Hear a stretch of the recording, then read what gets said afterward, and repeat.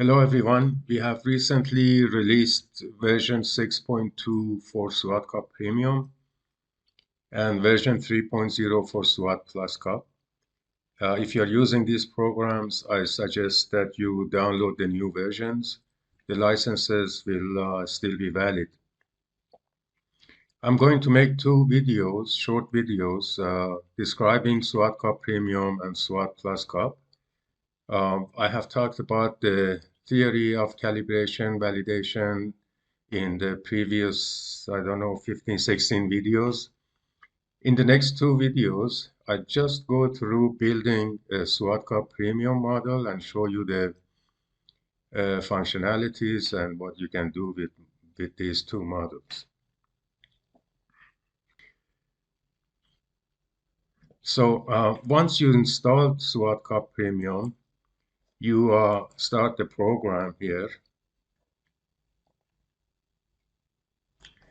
Then you start from here and you can either build a new project or you can open previous projects. So let's build a new project. You just follow the wizard here. The first thing you need to do is to locate the text in out. I have a text in out here. And then you need to identify which program you're going to use. I will use SPE and then I will make a PSO model as well. Let's use SPE. Then you have to give a name to this project and I will call it test 1 maybe. And the name .spe.swatcup will be attached to this as the name of the project. Then you need to identify the location of the project and I will put it in the same folder and finish. What it does is now copies your text in out and all the required SWAT SPE programs into that folder. So before going further here, let me just go to the folder and show you what has been created. So you can always go here, open project folder, and here is our test 1 project. So what we have here is a backup folder, and this is exactly your text in out files. The files in the text in out folder are copied here, and they will not change for the whole process. That's because when you perform relative changes, the changes to the parameters are relative to the values of the parameters in this folder. So the parameters in this folder will never change unless you can change them if you have a reason for doing so. So if you want to fix some values for some variables and so on, you can always copy them into this folder. But the program itself does not change the parameter values in this folder. Another thing let me mention is that when you are in Arc SWAT and you complete your project, building your project, and you run SWAT, SWAT copies all the output files into this folder. So I suggest we don't need those output files. So I suggest that you delete them from this folder, either in the Arc SWAT project or when you bring them here.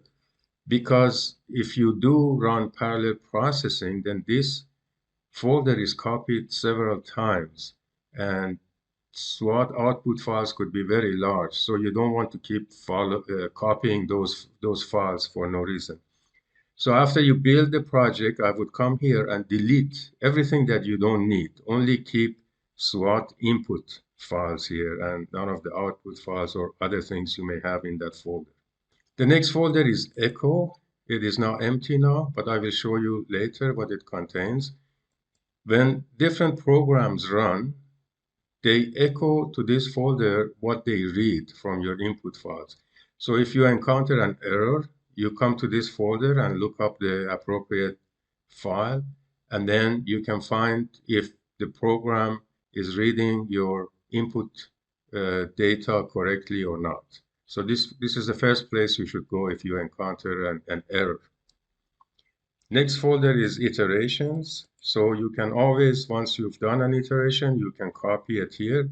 The program automatically copies all the necessary files into this folder. Then you have the parallel processing folder. If you run parallel processing is a module that you can optionally buy the license for. And when you run parallel processing, the processes are performed in this folder. So during the run, everything is copied into this folder. After the run is finished, everything is deleted from this folder. Next, you have SPE in, and these are all the input files that you need, or some of the input files you need to run SPE. That includes observed file that you use for objective function, and observed file for different SWAT output files. So if you have a variable in these files, in these SWAT files that you want to use as in your objective function, then you need to extract those variables from the appropriate files. So I have given an example of different SWAT output files commonly used for calibration. And then you have the parinf, which is the parameter information. That's where you have the parameters that you want to calibrate, and the rest of the files that we will look in the interface. And the next folder is SPE out. In SPE out, in this premium version, you can have build different objective functions. You can have a multi-objective function, which I will explain. You can have multi-objective behavioral function. You may have single objective function. This is similar to previous SUFI2 application. And you can have single objective behavioral objective functions. And then there is a folder for no observed. No observed means you may want to extract a variable from SWAT output files for which you don't have observation, but you would like to see how they are simulated by SWAT. So you can extract them and visualize them. They will go into this folder. Every one of these folders has a validation folder, so the calibration data will go here, and the validation result will go into this folder. And then the rest is your texting out files, plus all the SPE programs that are used to do the calibration. They're all here. So it's important to know this. I noticed many people who start using the program, they don't realize there is a folder with text files and programs behind the interface. And you can do a lot more here if you get familiar with the program than you can do in the interface. As I will show you, we have a little bit of problem fitting everything into the interface, because the interface then becomes more and more complicated, and we didn't want to do this. But anyhow, I will show you the problems that exist with the interface. So now let's go back to the interface. We have now created a new project, test one, and you start from here in order to edit your input files, you need to edit the files which already have an example here. So these are the first one is parinf. This is your parameter file.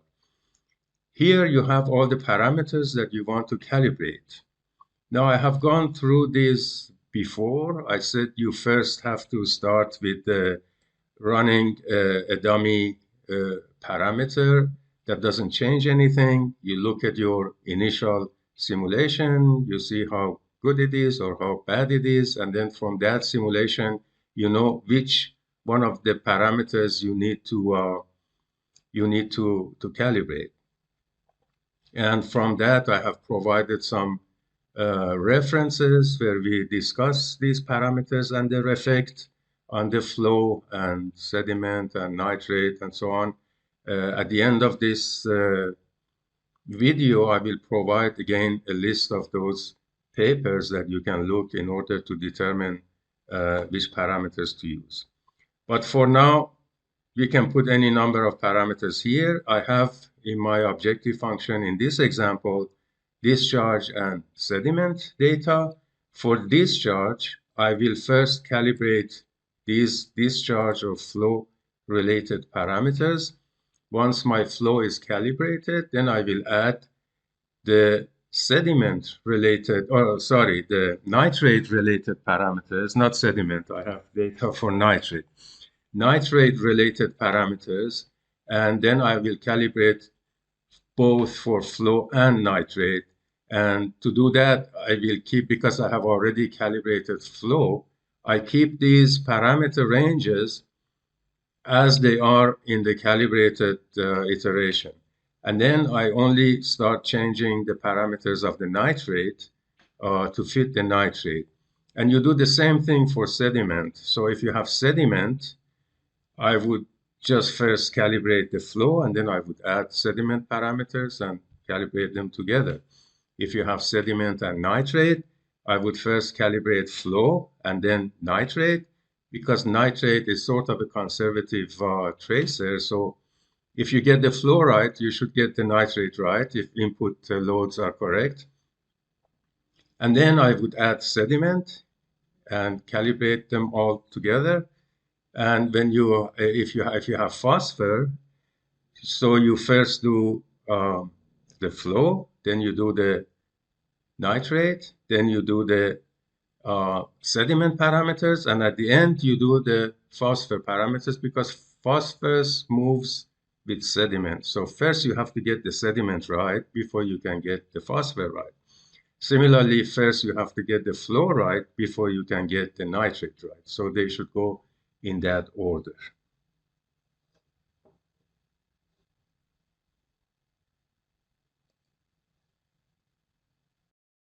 All right, so the parameters go into this file, and you notice that there is a form view. The form view has a few uses, and one use is that if you want to add a new parameter and you would like to explore which SWAT file the parameter is in, this program here has almost all of the SWAT parameters, SWAT files and the parameters in those files. So this is good for if you don't know the syntax of how to express a parameter, for example, a soil parameter. You can just choose here. You can add the parameter from here, and the parameter appears here. And if you go to the text view, it also appears in the text view. And here you have a bracket. All the parameters which have many layers, they have a bracket where you have to specify the layer. And if you leave it empty, it's all the layers. You can read about this in the manual and previous videos. I'm not going to spend too much time here. You can explore this here a little bit and also see it in the manual. Now, if I delete the parameter from here, then of course it will be deleted from here. So whatever you do here, you can see in the text view and vice versa. I myself prefer the text view, as it is much easier to. Okay, the next file is SPE SWAT edit definition file. In this file, you express, or before I move on, maybe I should mention that you have to specify the number of parameters here. So that's 10.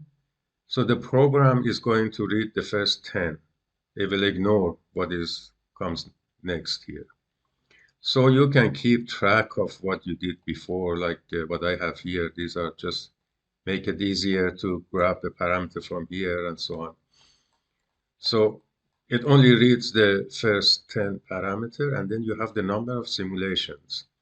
And the number of simulations, I have 48, it's just an example, but you usually have to make between 300 and 500 simulations.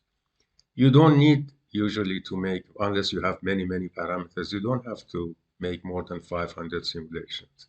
At the maximum, you can make 1,000 simulations. I don't recommend that you make more than 1,000 simulations because then the program will have a hard time to determine new parameters because the matrices that are formed will become so large, uh, probably larger than the memory of the computer. So at the maximum, you have to keep it to 1,000.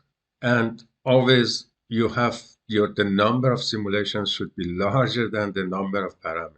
Often I see people who do it the other way around. They have 10 parameters and they want to do 5 simulations, and you get all kinds of error in the outputs, of course.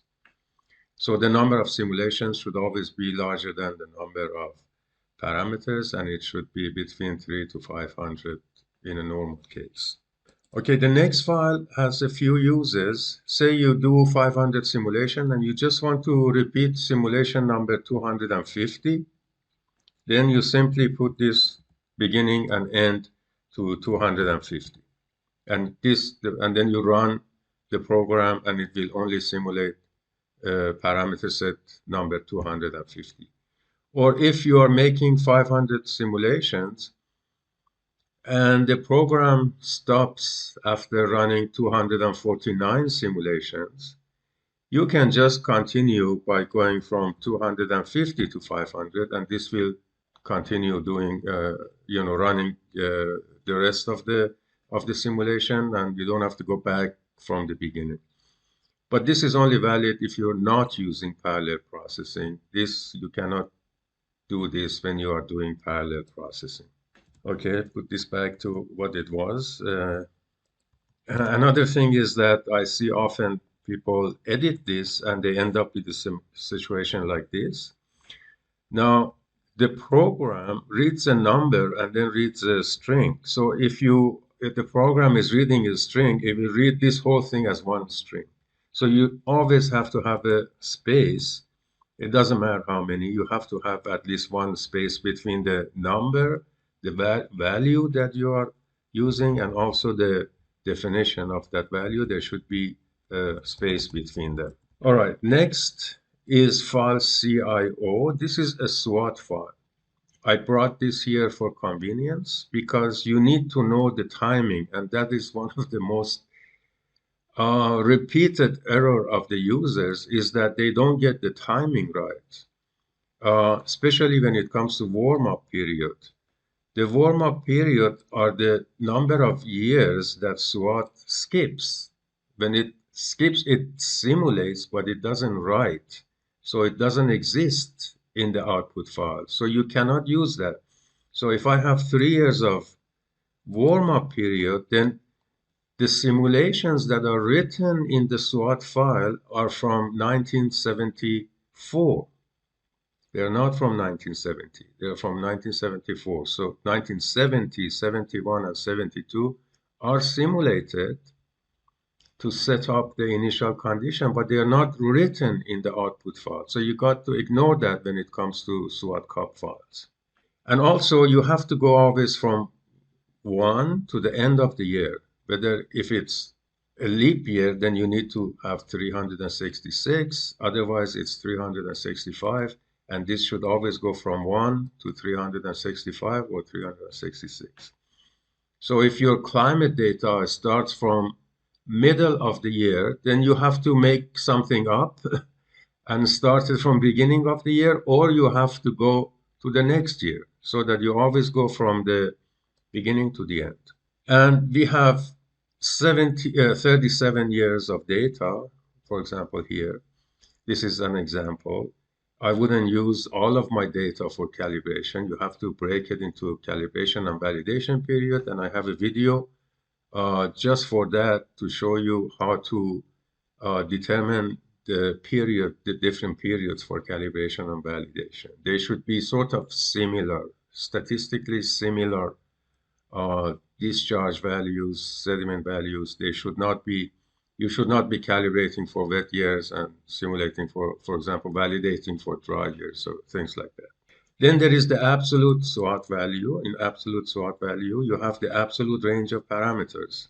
These are most of them, maybe some, maybe out of range because I've been playing around with them, but most of them are from SWOT manual. If you look in the SWOT manual, these are the ranges that are given there, or you can look in the literature and see what is the physical range for a certain parameter. And here you have some variables from R3 to R20. These are here if you write a program that has a few parameters and you would like to also calibrate those parameters, then you can put them at the end of the groundwater file, and call them R3 to R20. So you can have so many parameters that you can use if you have written a model and linked it to SWOT and want to calibrate those parameters as well. Then you can use these auxiliary sort of parameters to calibrate those parameters of your model also. So that's for that. But this is a guide, and the program, when you keep changing, because when you calibrating, you're actually changing the parameter, running the model, changing the parameter, running the model, changing the parameter, running the model. That's all you're doing. And the parameters, when you change, they are simulated from within the range that you give. And sometimes if you simulate some parameter which is outside of that range, then SWOT edit does not allow you to put a parameter in SWOT file, input files, which is outside of the ranges given here. So you need to look at these ranges for your parameters, and if necessary, you need to edit them for your purposes. Next comes the observation, and these files here are all the files you can extract from. So I have written an extract program so you can extract output from these files. I think these are the main SWOT files. SWOT has also a few other files that you can. But these are the main files. There is reach, HRU, sub, management, sediment, and soil water, and also reservoir. So you can use any of these to extract data from. And if you want, usually we have flow, which is in the reach file. So if I activate this, the observed for reach will be activated here. And that means you only need to edit this file. You don't need to edit all the other files that you don't need. So the observed reach has such a format. You specify the number of observed variables that you have. These are the variables that you would like to extract from SWOT reach file. And this is Q6. This is an optional name here, but you have to be consistent. Always use that name. This means I want flow from subbasin number 6. I want to extract flow from subbasin number 6, and there are 336 numbers here. So if you have a missing data, for example, if the first month is missing, then I would have 365. So this is the number of data here. It's the number of data that appears here. And you can have missing data, of course, by just eliminating that. If I eliminate this, so I have the first month is missing. So that's how it should look like. I start from the second month to the end. So that's how you identify the missing data. The first column here is actually the number of months from beginning of SWOT simulation. From beginning of SWOT simulation. That's the first month, second month, third month, fourth month. So if there is something missing here, then it should look like this. It should go the first 5 months, and then month 6 and 7 are missing, and then you start from 8, and of course you have to adjust the number here. By Control Z, I can undo, of course, you know this. So I have 16 observed variables. 16 variables, either they are observed or I want to extract them. And they are flow from subbasin number 6. There is flow from subbasin number 8. There is a flow from subbasin number 12, and so on. And at the end, I have a few nitrate data. I have nitrate from subbasin number 16. With the format, as you notice here, so it starts from 277. The first 276 months are missing, so from 277. And then I have also nitrate from other subbasins, for example, from subbasin number 54 and so on. So you put everything you want to extract from this reach file, you put it here, and the program will extract them and will put them in a file by this name. So there will be a file by this name that all the extracted data will go into that file. The next thing is to say how you want to extract, what you want to extract. So if I activate reach, then only the reach files will be activated. So the first one has the name of the variables that I'm extracting. These are going to be the names of the files that the extracted data will go into. So I have Q6, Q8, all the way to nitrate 54. So I will have 16 files with the extracted data from SWAT output that will go into these files for every simulation. So simulation number 1, simulation number 2, simulation number 3, all the data will go into these files. So if the program tells you simulation number 3 is missing, well, you should go to these files. It's missing from variable number 1. This is the usual.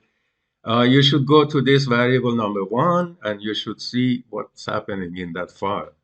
Is your simulation missing? Sometimes SWAT cannot complete a simulation for a number of reasons. So simulation number 4, for example, is missing. And goes from 3 to 5. And the program detects this and gives you an error that simulation number 4 is missing from variable number, for example, 5 or so, and so on. The next file tells how to, from which column, what variable I would like to extract. So from output.reach file, I want two variables, flow and nitrate.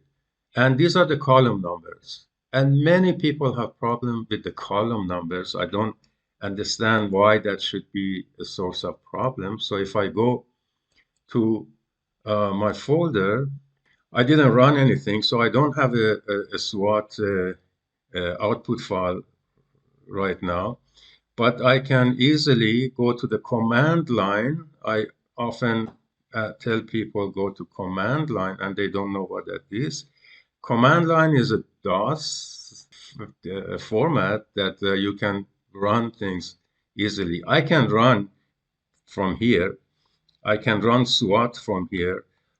Okay, then another thing I should mention is that initially when there is no SWAT file here. There is no SWAT executable file here. Because there are so many versions of it, so I cannot provide a SWAT version. You need to use your own version of SWAT. Initially, it's not here.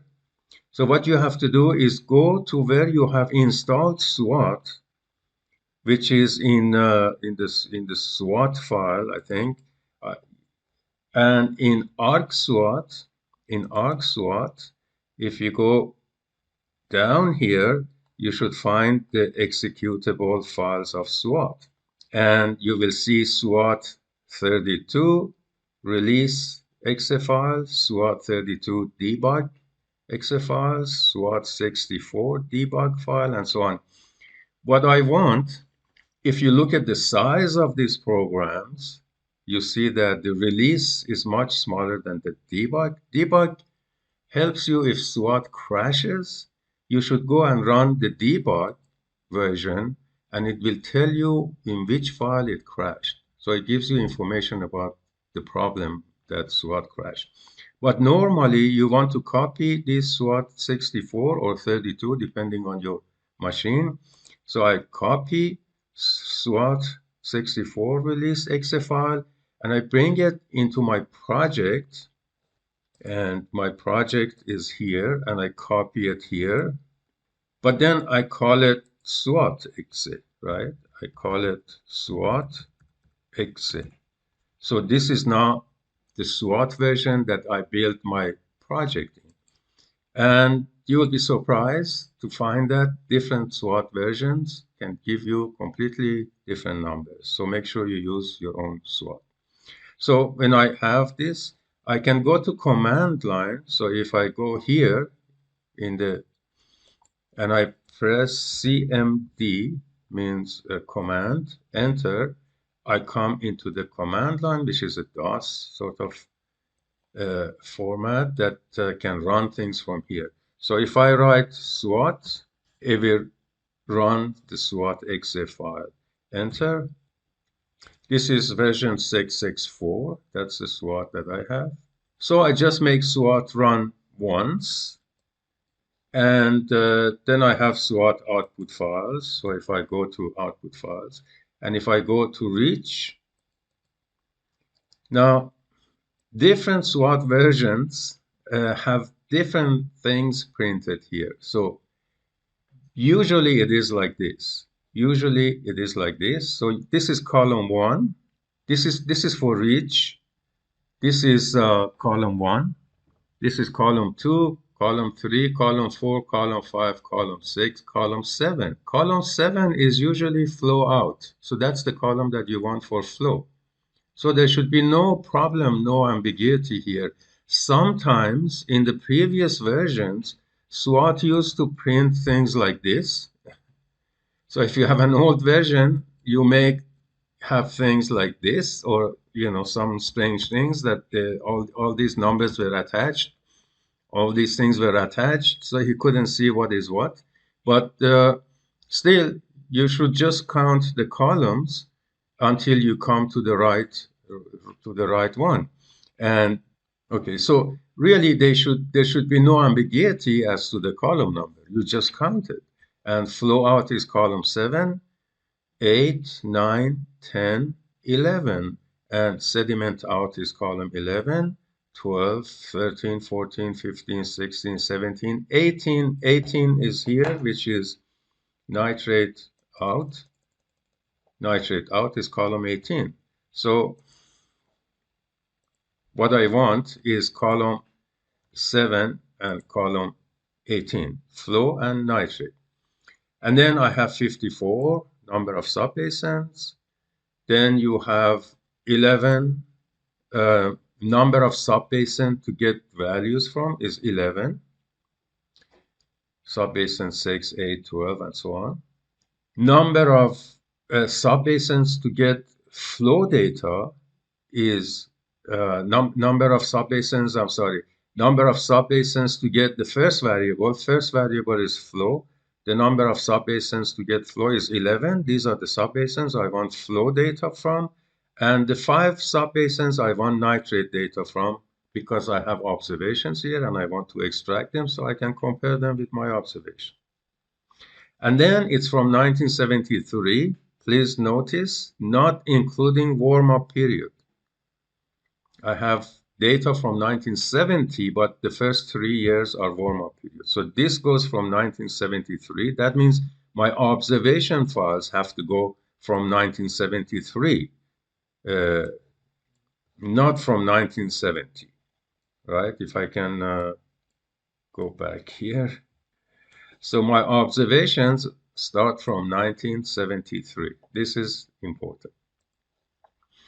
And then the end year is 2006, and then the time step is 2, which is monthly. Now these numbers, okay, unfortunately it became like this. It's different from the SWAT file CIO. In file CIO, they have, this is the print code. 0 is month, 0 is month, 1 is day, and 2 is year.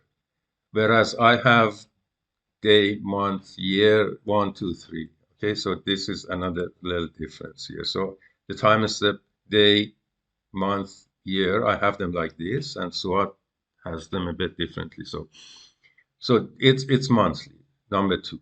And then you come down, so I don't have to bother with these unless you have data from these files. And if I just have data from sub, then I activate that and I will have the sub files, right? Which I have to edit. Now, you need to edit these, right? This is an example for you to edit for your project. All right, the next would be objective function. Objective function, now I can extract anything here I want, but when it comes to objective function, I only put those observations here that I want to use in the objective function. Please pay attention to this.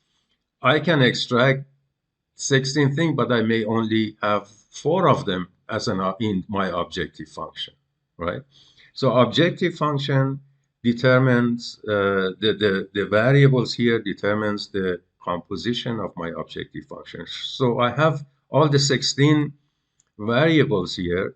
So in my objective function are 16 variables. So I'm trying to calibrate using all these 16 observations that I have. Now, the first number is the number of observed variables. We had 11 flow and 5 nitrate. They're all here. I can identify the objective function type. We have 11 types of objective function. You can read them in the manual and look in the other videos. And if you are not sure what they are, if you go to help, you should get the manual. Now, the manual, I made this new. I have put 2019 SWATCUP-Premium and SWAT Plus Cup, everything here, because structurally they are all the same. It's just the SWAT files in the background is different, but the program works in exactly the same way. And if you go through this, and I suggest you really go through this because most of the problems that you have are explained here. So let me just go quickly through this. Let me go past these at the beginning.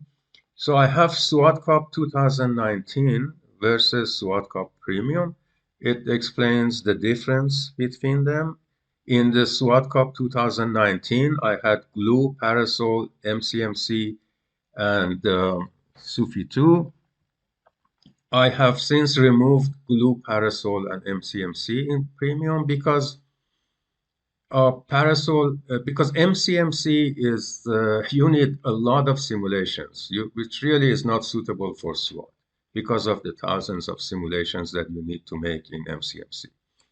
Parasol is quite a weak program, so I have really removed that. And glue is exactly like the single valued objective function that we have here, and it's sort of identical, so there was no point in using glue. In fact, the program, the SUFI2 or SPE are much more efficient than glue is.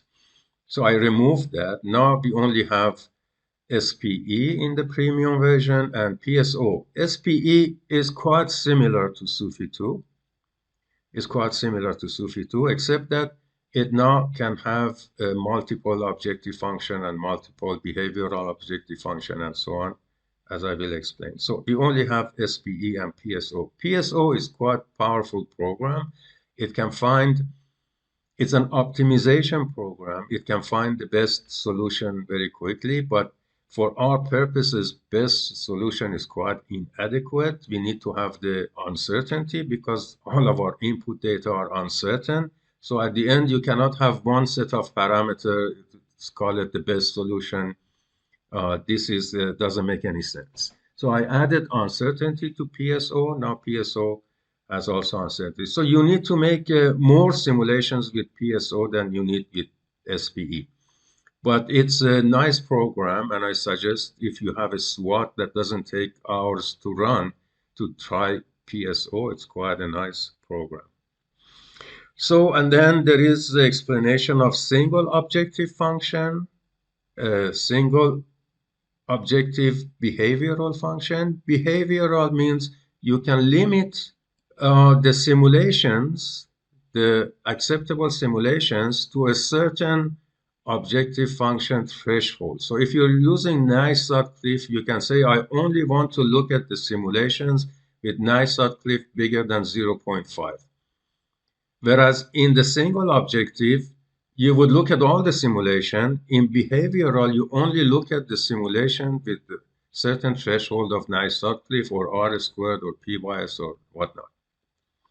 And then you can form multiple objective functions. That means I have written and talked a lot about this, that your parameters, if you use Navier-Sutcliffe, you get a set of parameters at the end or a set of parameter ranges at the end. If you use R squared, you get a different set of parameters. If you use P bias, you get a different range of parameters. So at the end, your calibrated model is conditioned on the choice of objective function. Now, to remedy that, we don't want a conditional set of parameters. We always want unconditional. That means it should apply to all cases. So if you want unconditional, then you need to integrate over all or some of the objective functions. So you can add, therefore, in the multiple objective function, you can add R squared and Navier-Sutcliffe and P bias and chi-square or whatever else in your objective function. So at the end, your parameters are independent of the choice of a certain objective function. Okay, more about this later. I have spoken about this before also in previous videos. And then you have multi-objective behavioral. Similarly, your multi-objective function value, you can put a threshold on that and only look at the ones which are above a certain value. And then there is, okay, now that I'm here, let me talk about this. You have the set of utility programs. In the utility programs, I added best management practices. I will show you this later. You can set elevation band. If you haven't done that, when you were building the ARC SWAT project, you can do it with the SWATCUP.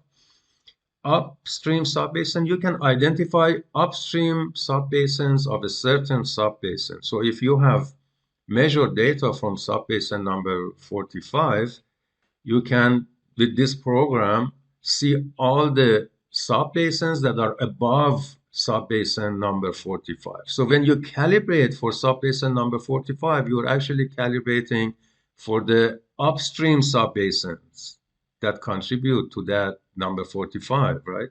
So you need to know what the upstream subbasins are if you want to parameterize. I have talked about this a lot before, so you can see the previous videos and also the manual. And then there is a program for making observation files. This is sort of a weak program because you need to make your raw observations in a certain format, and then if you run this program, it'll put it in the format of SWATCUP. But anyhow, you can try this.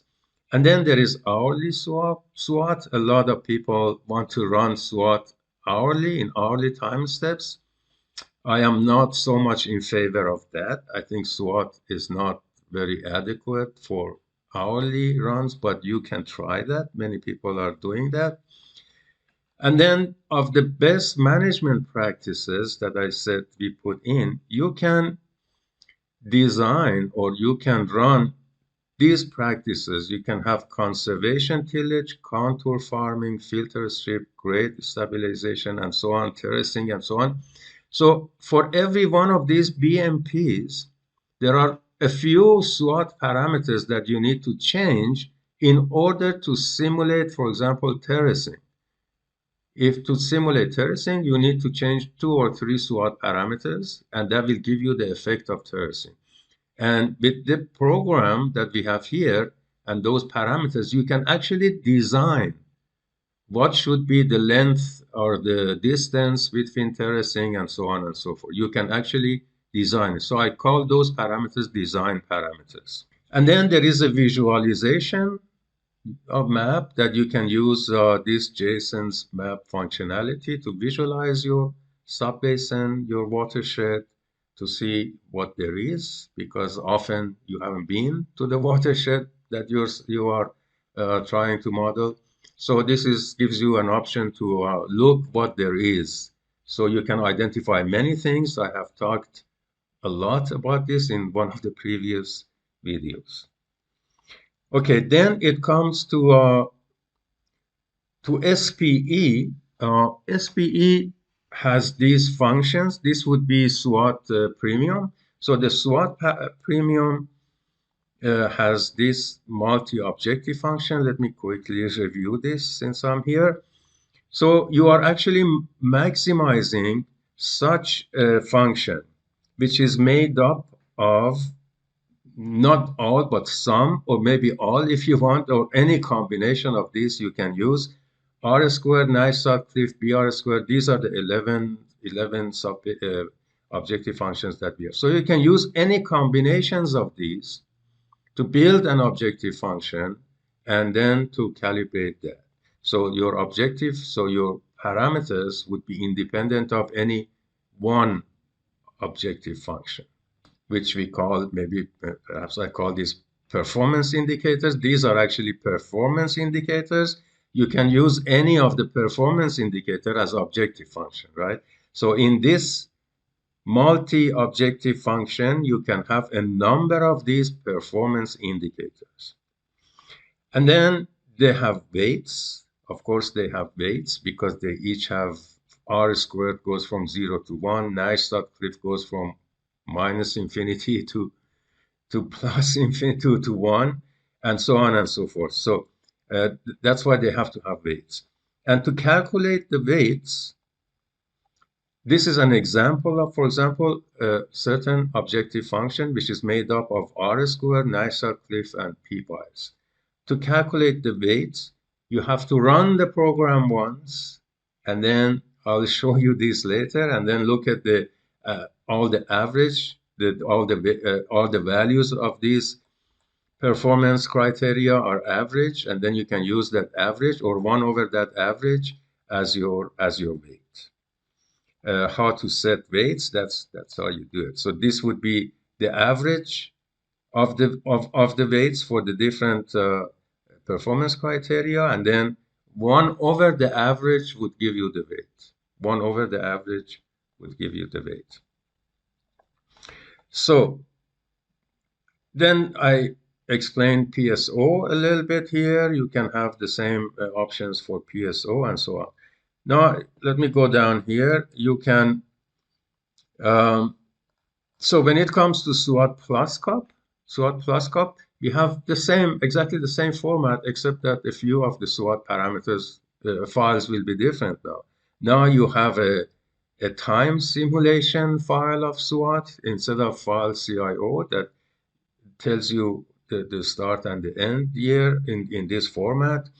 And then you have the print file that tells you what to print. Before we had HRU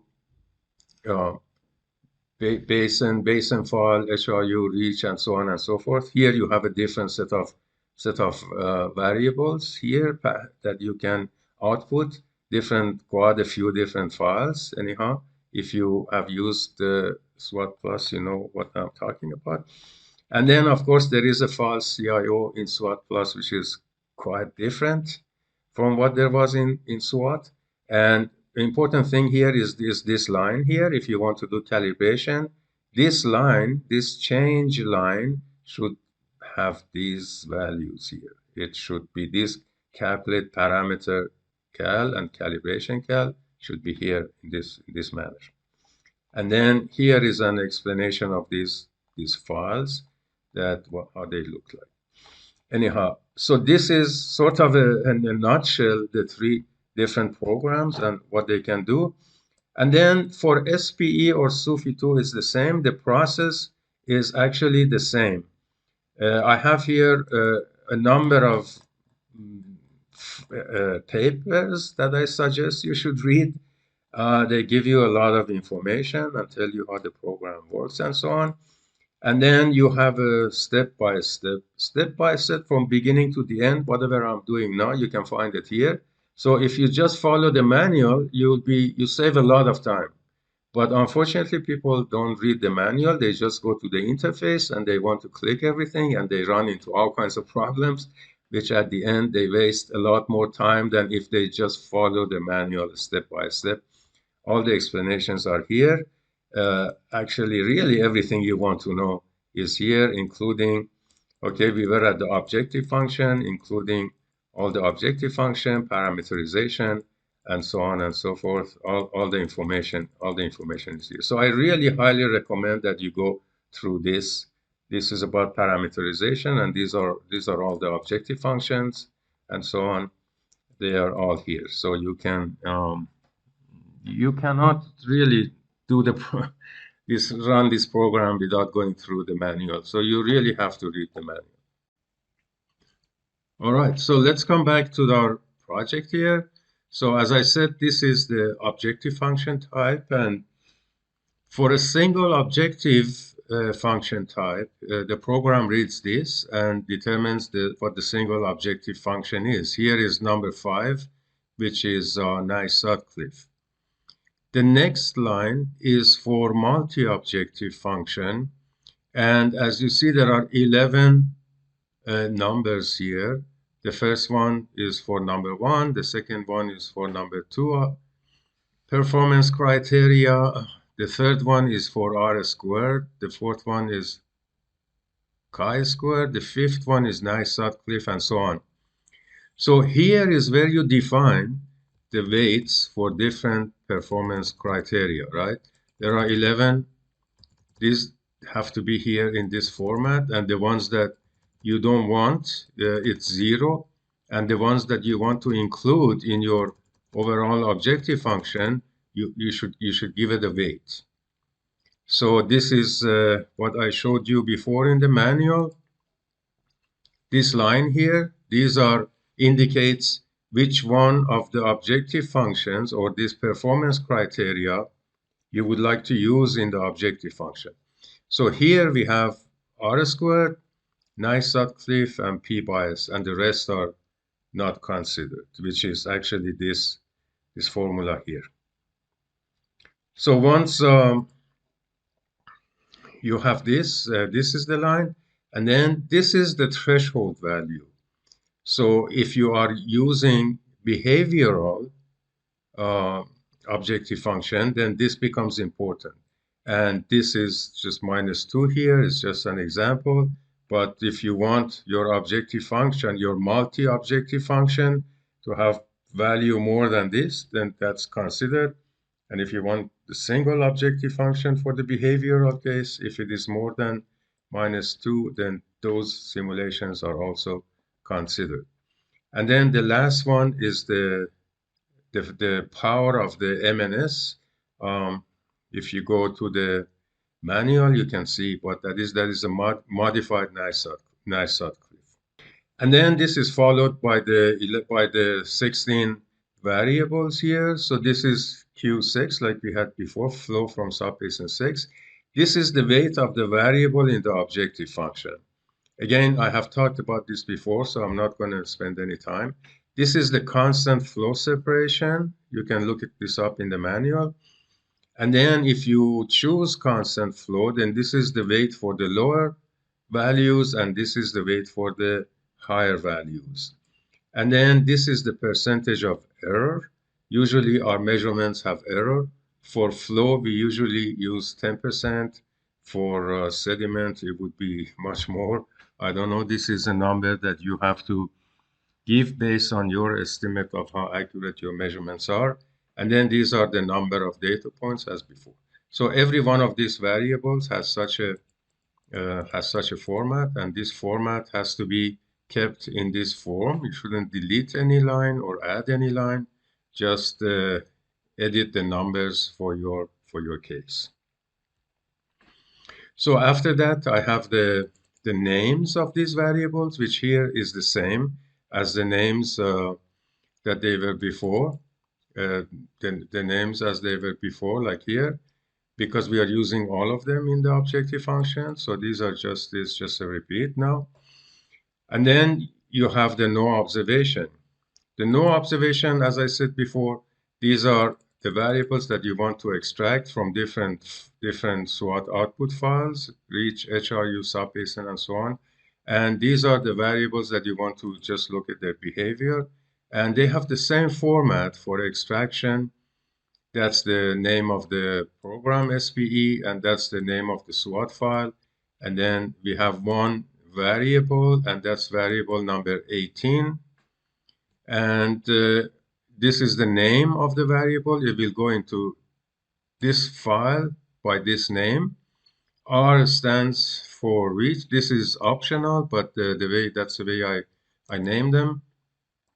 R means it comes from the reach file, and NO3 is the variable. We have 54 subbasins and 5 number of subbasins that we want to extract, and these are the subbasin, and this is the date like before. And then they all have the same file. So here you indicate what you want to extract. And here, for example, from output.sub, we want to extract snow, potential evapotranspiration, actual evapotranspiration, and water yield. And S here again is because it's a sub-basin, so I put an S here to know what it is, and so on. And then you come back to the executable. This is very important. Executables are the engine of the whole thing. So let's go through it. This is the SPE pre-processing. And what this does is delete files from a number of folders and then run the sample Latin hypercube sampling. And then the run batch file executes SPE execute.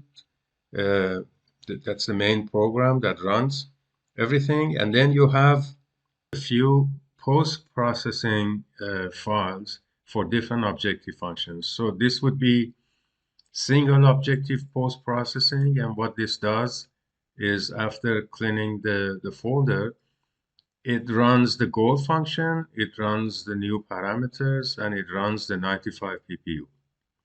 And then you have the same thing for behavioral post-processing, multi-objective post-processing, and multi-objective behavioral post-processing. After that is the no observation post-processing. And here you simply click which one of these you have extracted and you want to see the 95 PPU for these files. And then the extract file, here you identify what you want to extract. This is hourly, these are no observation, and these here are observations from reach, HRU sub, which one you would like to extract. And then you come to validation, and for validation, now validation is really nothing more than another iteration for like calibration you do, but this time instead of calibration data, you put validation data in your observed file, in your extract files, in your observed files, and the timing and all that you change to validation period and just make another calibration, another iteration with the calibration fold icon here. So it's really the same thing, but with validation data set. The parameters don't change. The parameters are the same as what they were in the last iteration of your calibration, and then you just make another iteration with validation data. Now, as I said before, with this SPE program, you don't need to make thousands of simulations. It's iterative, so you have to make a few iterations. And with each iteration, I said you should make 3 to 500, depending, 3 to 500 simulations. And usually it takes about 3, 4 iterations to get to the results. So if you don't get to what you want after 3 or 4 iterations, then you have to really look at the goodness of your model, as I spoke before in previous videos about this. And then you have the same thing, the single objective function, behavioral validation, and then you have the multi-objective behavioral validation, and you have the multi-objective validation and behavioral validation, the same, they're all the same. So each time you run the appropriate program, and then it says here, if you don't have parallel processing, run the program under validation after updating the file for validation period. And if you have parallel processing, you just do another iteration under calibration, here icon. Validation is nothing but an iteration with updated files for validation period. So these are the executable files. After executable files, then you can look at the outputs, and the outputs are for, again, single objective behavior, and so on. And each one of these has its own files that you can look at: 95 PPU, dotted plots, best parameter, and so on and so forth. I think these are now empty, but I'm just going to make quickly a run, and then we can look at the files here. So let me just close everything. I don't think we made any changes, so I close everything, discard the changes if I made something. So just with the program as it comes, I try to make a run. So I do pre-processing. This runs Latin hypercube sample, so it makes the sample here of the parameters, and then I do the run. So pre-processing, and then you make the run, and this runs all the SWAT for the number of simulations that we ask for, and then after this run, we can look at the outputs. All right, the run is finished. It took 11 minutes and 40 seconds to do 48 simulations. I would like later to compare this with the situation when I would run it in parallel processing. This was just a single processing event. Now, let's go back to the program, and now we have an option of the most time-intensive part is the SPE run, because here where SWAT is run for the number of simulations that we indicated. The rest, the post-processing for all the different cases is very quick, and it's independent of how many runs, how many simulations you have made. So let me just run the single objective function for post-processing, and this should not take very long to run. Okay, that's done. And then let me also do the nice thing is that I can do all of the post-processing for all the different objective functions. So I run for the behavioral case, and then I can run for post-processing of multi-objective case. Now with multi-objective, I will come back to this because there are weights that now we have to implement and rerun this part. And let me then finish also with the behavioral post-processing. Run the this case. Okay, it's done. And since I'm here, let me do the no observation for post-processing case. And that's done. Okay, you see the post-processing, and then at the end, it asks you if you want to save the iteration. You can save it, or you can save it later. This part, the post-processing, takes very little time to do. And I would really be interested if somebody does some research on the different types of objective function combination when it comes to multi-objective, and compare it to single objective, and check the range of the parameters that are calibrated at the end, and see really what the difference is for flow, for sediment, for nitrate, for a combination of these, and so on. So there is a lot of work here to be done. Now we can go and look at some of the outputs, and let's start with the calibration for a single objective function. So you get the 95 PPU. The first plot is the 95 PPU. I have talked much about this, so I'm just going to show you the results. We have 16 variables. So all 16 variables have the 95 ppm here. Now these data are made up, so they are really not a real case scenario. So sorry, let me go back, and then we get to nitrate. So this is the nitrate result, and here, so you have different nitrate results. As I said, this is not a real case, so it's just made up data.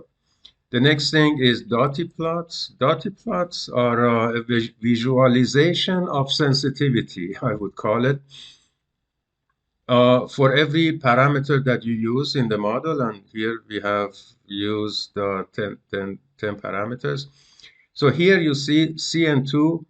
As CN2 value increases, the objective function value, which is here nice cliff, increases. So you can see CN2 is really sensitive to the objective function. Uh, Contrary to that, if ESCO increases in this direction, you really don't have much trend. There isn't much trend.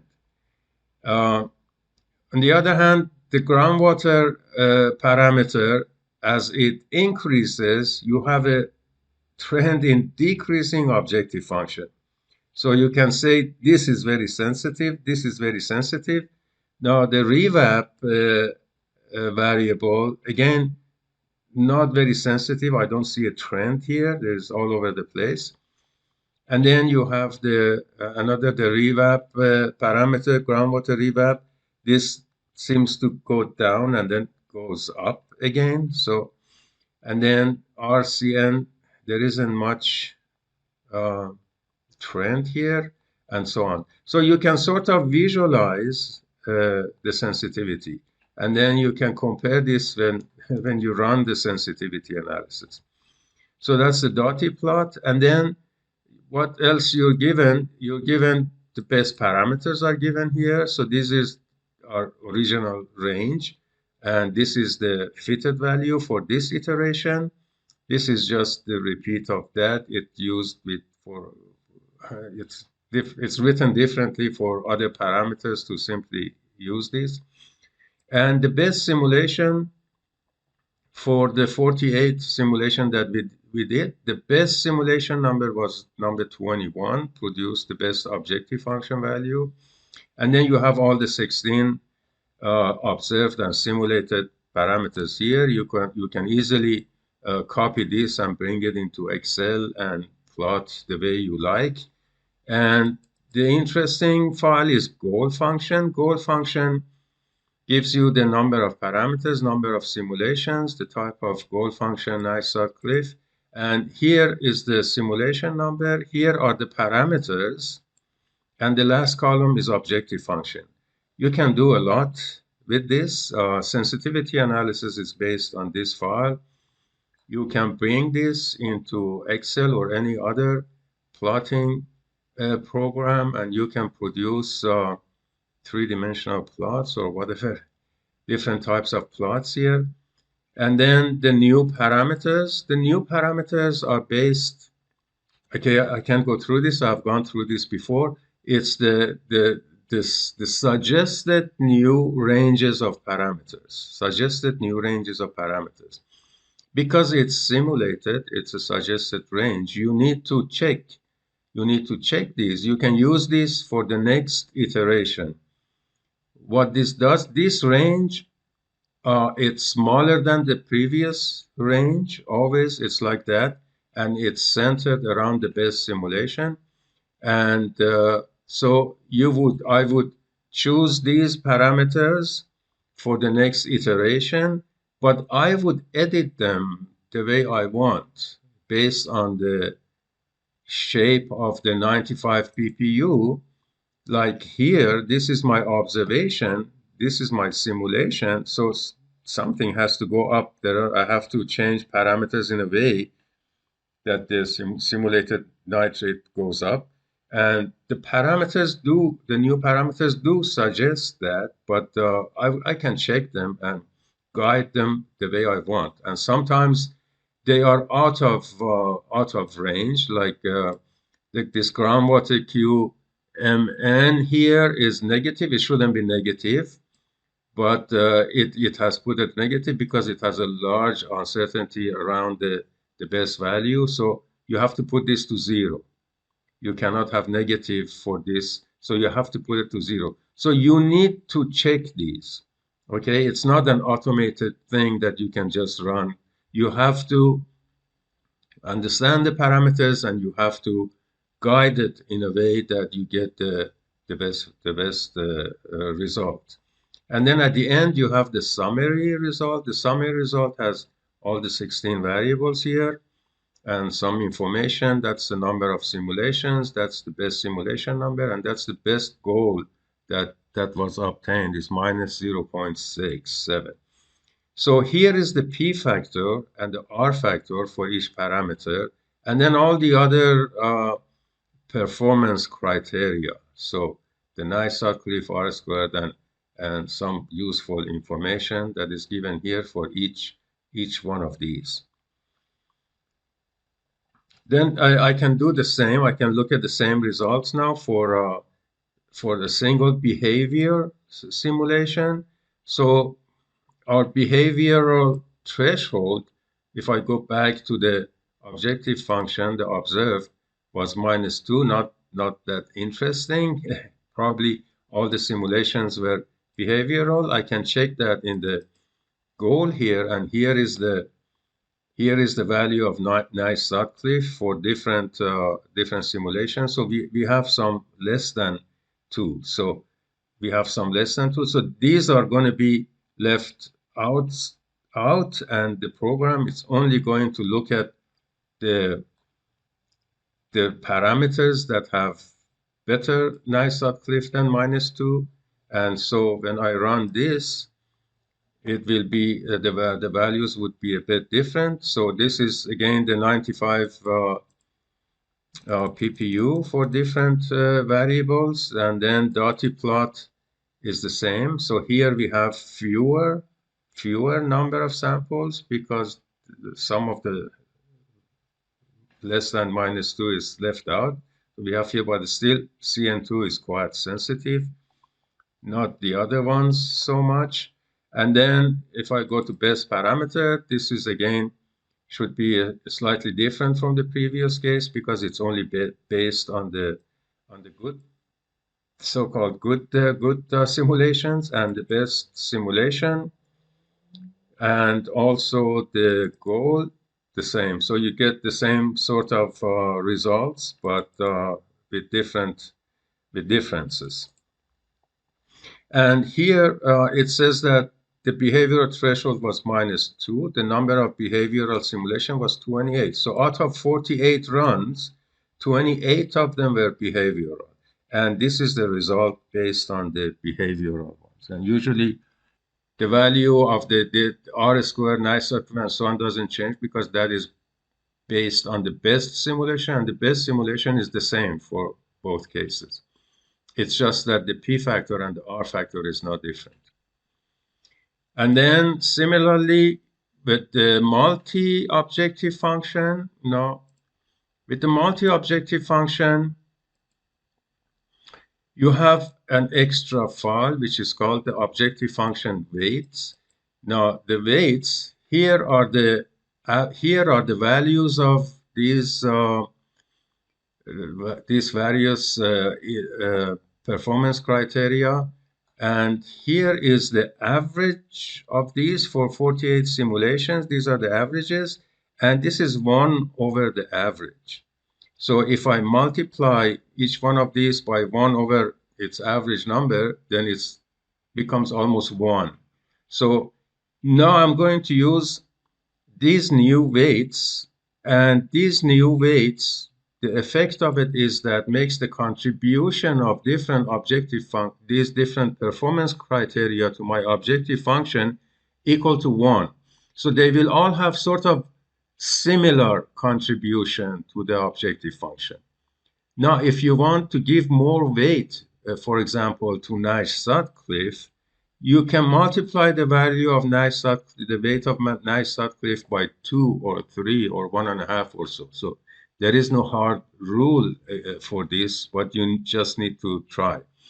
So I'm going to change the weights. So I copy this. This is r squared.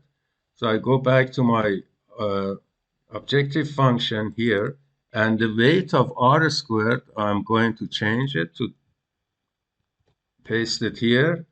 And then let me close some of these. And then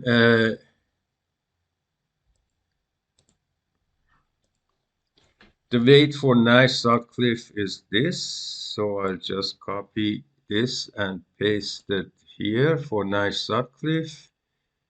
And the weight for p-bias is this value. So I copy this value and I change the weight to that value. And if I had others, I would do the same. I would just give them, the spaces don't matter, so you can make bigger spaces to see these better. So now I have new weights. I save this. I close everything. And then I run again the multi-objective post-processing. So this is quick, so it's not going to take much time. And now I have the contribution of these three performance criteria to objective function is sort of the same. Now I can increase or decrease the weights as I wish. And then the same thing for behavioral multi-objective. Again, the same story. And best parameters, best simulation, goal function, new parameters, and summary statistic, and the weight. Again, the weight for a multi-objective behavioral is, so it's a bit different. So I can copy these weights for those three performance criteria. It is close it, so I observe. So I cannot change the weights for a multi-criteria case and multi-criteria behavioral case. And this one, they are sort of similar for the few runs that we made. And then the p-bias, then to the observed, and save this, then close everything and rerun the multi-objective behavioral post, and that'll give me the results for this case with the weights for those performance criteria. So that's how I would do it. So you now see that you have all the results. You can check them. You can see what the difference they make. You can see the parameters. You can then design a new iteration and make a new iteration until you reach some satisfactory values. What else I can show you here is the no observed one. I only extracted HRU. I only extracted HRU. So I can only look at HRU, and HRU no observed is here. So this is the potential evapotranspiration. Now I don't have any observation rights. This is just the what the program has given for this variable for which I have no observation, but I can just look to see how they are. This is soil water for subbasin number 3, for subbasin number 4, for recharge, groundwater recharge. This is my 95 ppU, and that's all I have. So I can see the no observed variables as well. Next would be validation. So for validation is the same as I said. You once you have calibrated, then you just change all your observations and so on, timing and so on to the validation period, and then you just make an iteration, and that would be your validation result. Sensitivity analysis. So I can do a global sensitivity analysis for the single objective case. So I get here, you can look at it in graph view or in the grid view. So the t-stat, the most sensitive parameter would have the largest t-stat and the smallest p-value. So for the global single objective function, groundwater QMN, groundwater QMN has a very large t-stat and a very small p-value, so it's highly sensitive. And CN2 has also a very large t and a very small p-value. So basically, as a rule of thumb, the ones with t-stat of more than 2 are sensitive. The smaller the p-value, the more sensitive, the more meaningful their sensitivity is. Let me put it that way. So here also you can see, you can have some statistics on the sensitivity of different parameters. You can see the sensitivity for different objective functions. So the behavioral case, also groundwater revap is sensitive, and CN2 is sensitive, but they're not as sensitive as the previous case because the number of simulations are smaller here. So sensitivity really becomes more meaningful the more simulations you do. And global sensitivity for multi-case is like this. Again, here, groundwater QMN and CN2 are most sensitive, and the same with the multi-behavioral situation. You can also perform one at a time sensitivity analysis. Right now, it doesn't mean anything. You don't see much, but if you make 3 simulations, I have covered this before. If you do 3 simulations with 3 different distinct parameter values, you can see what which ones is more sensitive, and you can also see what value you should give, what range you should give to the parameters, what range they should have. I can actually do a quick, let me close everything, and let me try to do a one at a time sensitivity analysis.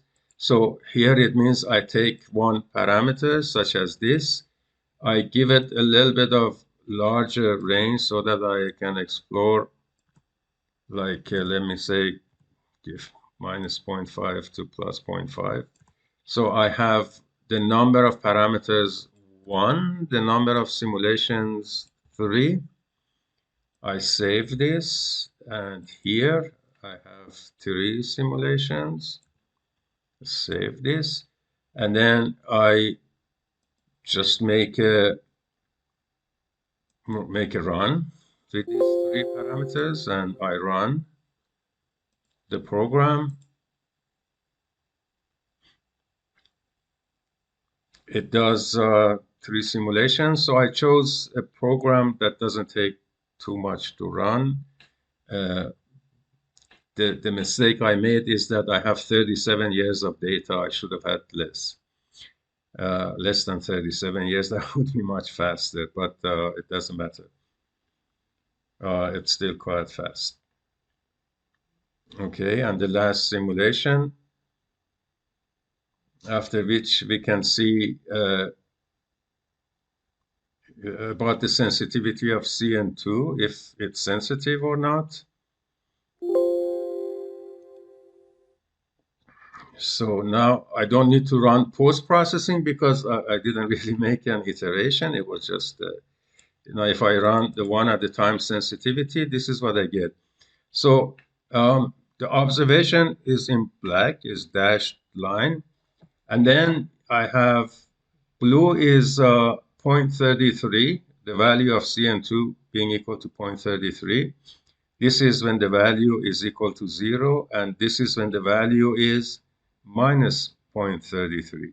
So here I see that the black black line is my observation.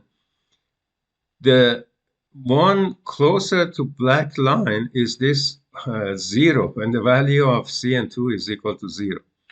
So the value of CN2 being what it is right now gives me the best here. I can see it visually, gives me the best simulation. It captures all the low flows and not so much of the peak flow, but it captures a lot of the low flow. Um, so if I want to decide for a range for this CN2, it would be something around 0. So it would be between minus 0.2 and plus 0.2 or something like that. Although these peaks are not captured here, but they are also not captured when the value is very high. So we have to see its combination with other parameters.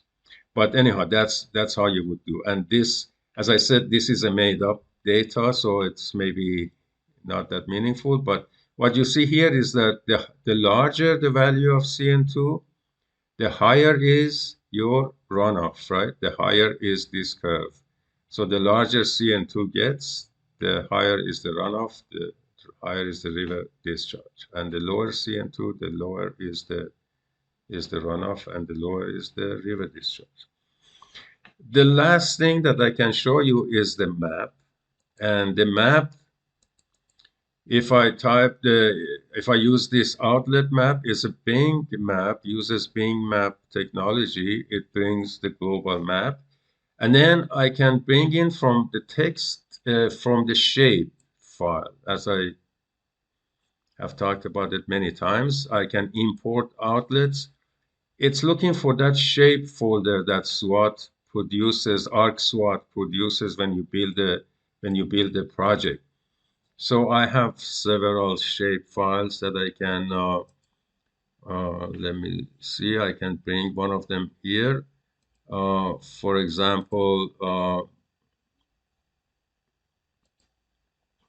here the shapes gets highlighted. So if I bring this in, and then the JSON program will try to create the subbasins, um, and so on. So here, if this is the subbasin, so if I just drag the subbasin into my map, I see all my subbasin, the subbasin number, and the delineation of my watershed and so on. Then I can bring the monitoring points. These are the points, the outlets of every subbasin, and the reach, the river I can bring in. And so this is, I find this a very nice tool, because then you can zoom in. Actually, depending on the region that you are, some regions have very detailed information, some not so detailed. So here you can see actually what there is. You can see if it's agricultural, if it is residential, and you can follow the river. You can see if there is a dam or whatnot. I covered this in much more detail in some previous videos, so hopefully you can watch those. At the end, I can save an iteration, and this will bring all the necessary files into the folders. I can quickly also show you that. So if I open the project folder, if you forget where the project is, and iterations, iteration number 1, it's saved it under iteration number 1. You can change it, save it under any name. These are all the important information that it has brought in. All right, finally, there are two more things that I want to show you quickly. One is that if you want to extract data from every subbasin, and you want to do that so that you can produce maps such as this map here. This is a map of blue water. You need data from every available subbasin. So if you have like in this example, if you have hundreds or even thousands of subbasins, you cannot write here from 1 to 1,000. So what you do is that you write here the total number of subbasins. So here I have 54, so I write 54 here. And then here I write, instead of 1 to 54, I just say all. And that will extract the data for every subbasin. Then you can put that all together, and in ArcGIS you can produce the maps like the ones I showed you. Okay, let me not save this. The next thing is I talked about parallel processing. Parallel processing can save you a lot of time. And if you get the license and use it, and I show you in our small example here, when you activate parallel processing, it shows you here at the end how many CPUs you have. You can use all of those CPUs, or you can use just any number of those CPUs. And if you use all CPUs, and the more CPUs you use, of course, the more memory it's going to use. So if you have adequate memory in your laptop or your computer, you can use all of those CPUs. So in this case, previously when I only used one CPU, it took over 11 minutes to do the 48 simulations. And here I'm going to run it in the same thing in parallel processing. So let me just, you do the same thing. So I run the pre-processing, and then I run the run batch file. And in this case, it's going to run not a single CPU, but it's going to use all 8 CPUs. So it's going to divide the 48 simulation, and every CPU will do about 6 simulations. At the end, we monitor the time and compare it to the time that when we use just one CPU. Okay, the run is finished, and it took 4 minutes and 15 seconds to run. Previous run was almost 12 minutes, so it's about two-thirds faster than the single. Now, this was a small project, so the difference would be much larger if there is a larger project. So the point is that parallel processing really saves a lot of time. Okay, this was in a nutshell how SWATCUP-Premium works. I hope that you can use it for calibration of your models. And if there are any things that you need to know or there are questions, please you can write me an email, and I will try to answer your questions. Thank you for watching.